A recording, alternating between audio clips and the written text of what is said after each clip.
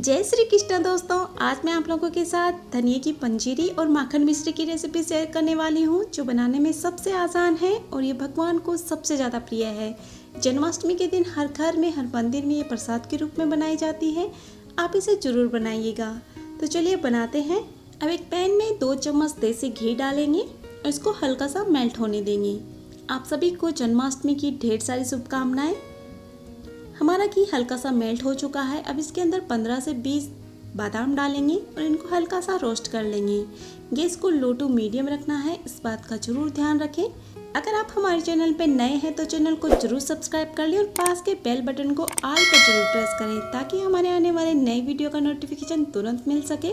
बादाम अच्छी तरह से भून चुके हैं, इनको बाहर निकाल लेंगे। अब इसी पैन के अंदर हमने थोड़े से किशमिश और थोड़े से काजू डाले हैं और इनको हल्का सा रोस्ट करके तुरंत बाहर निकाल लेंगे। ध्यान रहे हमारा घी ज़्यादा गर्म नहीं होना चाहिए।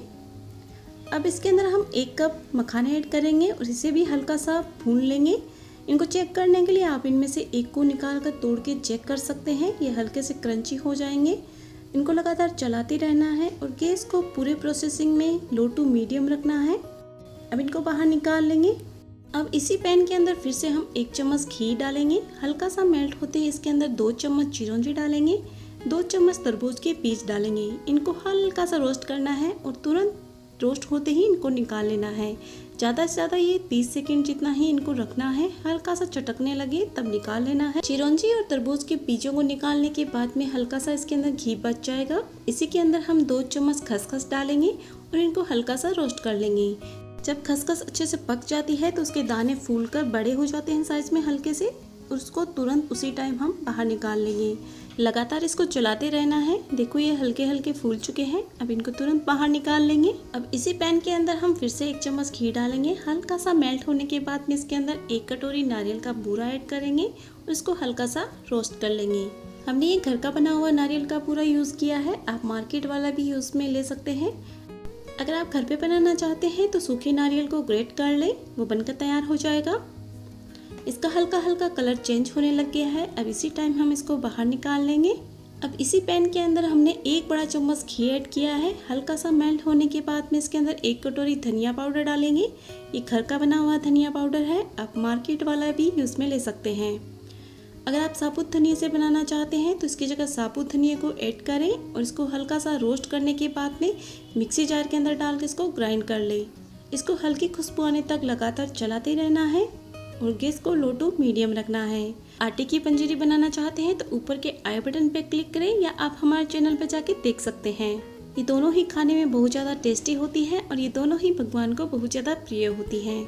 आप इस जन्माष्टमी पे इसको जरूर बनाइएगा। अब इसमें हल्की हल्की खुशबू आनी शुरू हो चुकी है। इसी टाइम हम गैस को बंद कर देंगे और इसको फिर भी हम लगातार चलाते रहेंगे, क्योंकि हमारा पैन अभी भी गर्म है। अगर आप इसको इसी टाइम ऐसे ही छोड़ देंगे तो ये नीचे से जल जाएगी, या आप इसको दूसरी प्लेट में निकाल लें। जब तक ये ठंडी होती है हम बाकी की तैयारी कर लेते हैं। सभी ड्राई फ्रूट्स को एक मिक्सी जार के अंदर डालेंगे और हल्का दरदरा इसको पीस लेंगे। ध्यान रहे इनको ठंडा होने के बाद ही पीसना है। इन सभी को हल्का दरदरा पीस के ही डालें, खाने में बहुत ज़्यादा टेस्टी लगता है। फाइन पाउडर अगर बनाओगे तो वो खाने में टेस्टी नहीं लगेगा। हमने यहाँ सभी को अच्छे से पीस कर इसके अंदर डाल दिया है। अब इसके अंदर हम खसखस ऐड कर देंगे। अब इसके अंदर हम नारियल के बूरे को ऐड करेंगे। अब इसको अच्छी तरह से मिक्स करने के लिए हम एक बड़े बाउल में इसको सभी को डाल लेंगे, ताकि यह आसानी से मिक्स हो पाए। अब इसके अंदर हम आधा चम्मच इलायची पाउडर डालेंगे, 1 कटोरी चीनी डालेंगे। आप इसकी जगह खांड का यूज़ कर सकते हैं या गुड़ का यूज़ भी कर सकते हैं, जैसा आपको पसंद हो वो आप इसके अंदर डाल सकते हैं। अब इन सभी को अच्छे से मिक्स कर लेंगे। चीनी की मात्रा आप अपने टेस्ट के हिसाब से कम या ज़्यादा कर सकते हैं।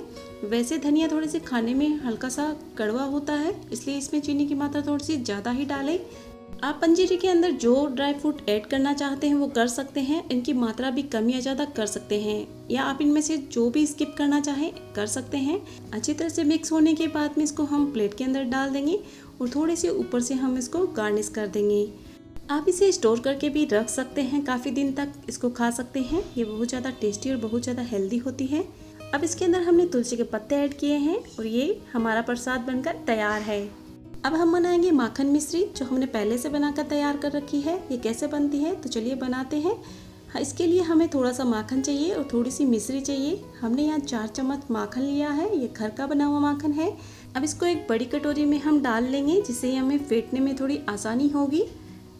इसको हम अच्छे से फेंट लेंगे, पर ध्यान रहे इसको ज़्यादा नहीं फेंटना है, वरना इसके अंदर से घी अलग होना शुरू हो जाएगा और इसका टेस्ट भी खराब हो जाएगा। इसलिए इसको हल्का सा फेंटना है, हल्का फ्लफी होने तक, क्योंकि जैसे जैसे ये गर्म होगा तो इसके अंदर से घी अलग होना शुरू हो जाएगा, इसलिए इसको थोड़ा सा कम ही फेंटे। अब ये हल्का फ्लफी हो गया है। अब इसके अंदर हम थोड़ी सी मिश्री ऐड कर देंगे और एक बार फिर से अच्छे से मिक्स कर लेंगे। इस तरह से हम माखन मिश्री बनाकर तैयार कर सकते हैं। इसकी मात्रा आप कम या ज़्यादा ले सकते हैं।